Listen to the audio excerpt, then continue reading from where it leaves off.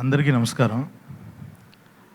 మేము 2013లో బీటెక్ చదివే టైంలో మాకు కూడా ఉండేది ఏదో ఒకటి షార్ట్ ఫిలిమ్స్ చేయాలి, ఏదన్నా ఒక కెమెరా దొరికితే దాంట్లో ఏదో ఒక మ్యాజిక్ చేసేయాలి, ఏదో ఒక చిన్న కథ పట్టేసుకొని చేసేసుకోవాలని ఉండేది మాకు. కానీ ఏంటంటే అప్పటికే ఒక వైజాగ్లో ఒక షార్ట్ ఫిలిం ట్రెండ్ ఒకటి స్టార్ట్ అయింది. మంచిగా ఒక కాఫీ షాపు, ఒక లవ్ స్టోరీ ఈ కైండ్లో వెళ్తూ ఉండే, ఒక మంచి అమ్మాయిని తమ్నేలు ఇవన్నీ పెట్టేసి ఒక స్టైలిష్ షార్ట్ ఫిల్మ్స్ వెళ్ళేవి. మాదేంటంటే మేము జిడ్డు మొహాలు వేసుకొని ఉండేవాళ్ళం, మనల్ని ఎవరు చూస్తారులే, అసలు ఇలా కాదు, మనం ఇలాంటివి చేయలేము, తమ్నేల్ పెట్టడానికి వైజాగ్లో ఉన్నంత అందమైన అమ్మాయిలు మన దగ్గర లేరు అని చెప్పేసి బాధపడుతుండేవాళ్ళం మేము. సో ఆ టైంలో కూడా వచ్చాడండి మాకు 2013. మేము ఇంకా ఏం చేద్దాము, అసలు మనకేంటి దారి అనుకుంటున్న టైంలో వైవా అనే ఒక షార్ట్ ఫిలిం వచ్చింది. ఓకే, పర్లేదు, మన రంగుకు కూడా ఒక వాల్యూ ఉంది, మనల్ని కూడా కరెక్ట్గా కంటెంట్తో చేస్తే మనల్ని చూస్తారు.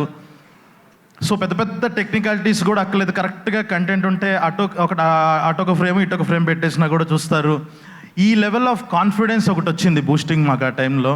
ఆ తర్వాత నుంచి 2015లో నేను సుహాస్ కలిసి స్టార్ట్ చేసినప్పుడు మాకు హర్ష అనేవాడు ఒక ఇన్స్పిరేషన్.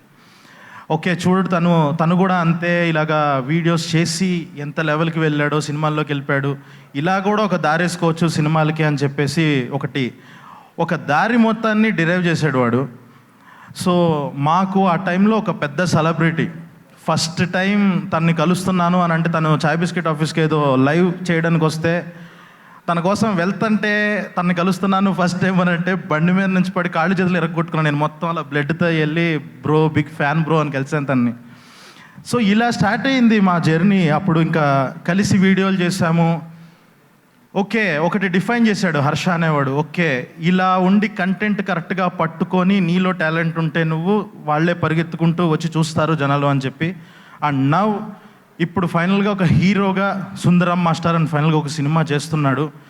అక్కడ ఏదైతే బ్రేక్ చేశాడో ఇప్పుడు ఇంకా అలాంటి రూల్స్ చాలా బ్రేక్ చేసి ఇంకా కొత్త దారి చాలామందికి వేయాలని కోరుకుంటున్నాను. And at the same time మాతో కలిసి జర్నీ చేసిన దివ్య, మేము ఒక 2 minutes 3 minutes వీడియోలు చేసుకున్నప్పటి నుంచి మాతో కలిసి మేమందరం కలిసి వీడియోలు చేసుకునే వాళ్ళము.